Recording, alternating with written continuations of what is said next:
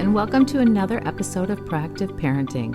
Remember, this is a judgment-free space to learn how to raise value-driven kids in a way that's right for your family, using the most current scientific research out there.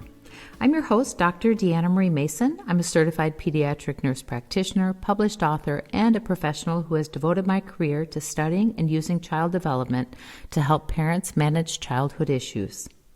So grab a cup of coffee or tea and settle in to learn something new about your child, because when we know better, we do better. Today's topic is a sad and difficult issue to talk about, but because infant deaths related to suffocation continue to happen, I think it's an important theme that we discuss to understand why it happens and what can be done to protect against it. Infant deaths related to accidental suffocation or strangulation in bed appears to be on the rise. In 1992, pediatric health organizations recommended that infants be placed on their back to sleep, and this reduced the occurrence of sudden infant death syndrome, also known as SIDS, dramatically. However, at the same time, sleep-related suffocation, asphyxia, entrapment, and other unspecified causes of infant death have risen. Focusing on safe sleep environments that reduce the risk of all types of sleep-related infant deaths, including SIDS, may keep your baby safe. There is a lot of discussion about the shared family bed. Parents who are most likely to share a bed with an infant are mothers who breastfeed, parents who have a colicky baby, families with a tradition of shared bed, or parents who desire more or better sleep. Other reasons for sharing a family bed with an infant include monitoring the baby, bonding and attachment, environmental issues, disagreeing with potential dangers of co-sleeping, and maternal instinct. While we don't have time today to address each of these reasons, it is demonstrated in the scientific literature that co-sleeping does increase the risk of suffocation. I don't think it's helpful to list the recent occurrences where babies have died, because the loss is tragic when this happens. Instead, I would like to focus on the circumstances that increase the risk of suffocation and SIDS to help you protect your baby. There are three major issues that increase the risk of SIDS and/or accidental suffocation from co-sleeping and bed sharing that parents should be aware of. If you identify with any of these three issues, it may be a good idea not to share a family bed with your baby. The first big risk factor is if mom smoked during pregnancy or your baby is exposed to smoke at home. We know that exposure to smoke, whether tobacco or marijuana, increases a baby's risk of SIDS. The second risk factor is if mom didn't get full or appropriate prenatal care. We know that some of those mothers may have an underlying health concern or an issue that was not fully treated during pregnancy, and that may negatively affect the baby's development. And the third and most common risk is if either parent takes anything that may alter their sleep. This includes sleeping pills, alcohol, pain medication, recreational drugs, or any prescription medication that reduces awareness, like benzodiazepines such as Valium, Xanax, Ativan, or Rivotril. Any of these substances can create a deep sleep state that impairs a parent from noticing the baby in bed. Now, please understand that this doesn't mean that parents have to put their newborn babies in a separate room down the hall instead of sharing a family bed.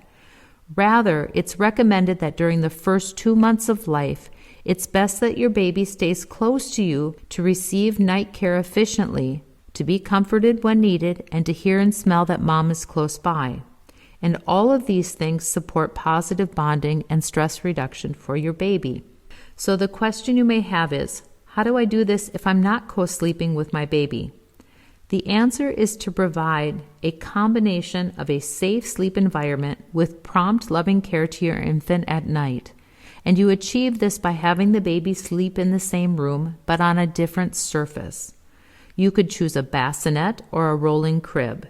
There are also these bassinets that have a drop-down side and connect to the parent's bed that allows mom to pull the baby near to breastfeed, but then place the baby back into this connected bassinet without having to get up from bed. This is a wonderful option for moms who have had a cesarean or C-section delivery. Either option is great to have baby close by, but at a safe distance to prevent accidental suffocation.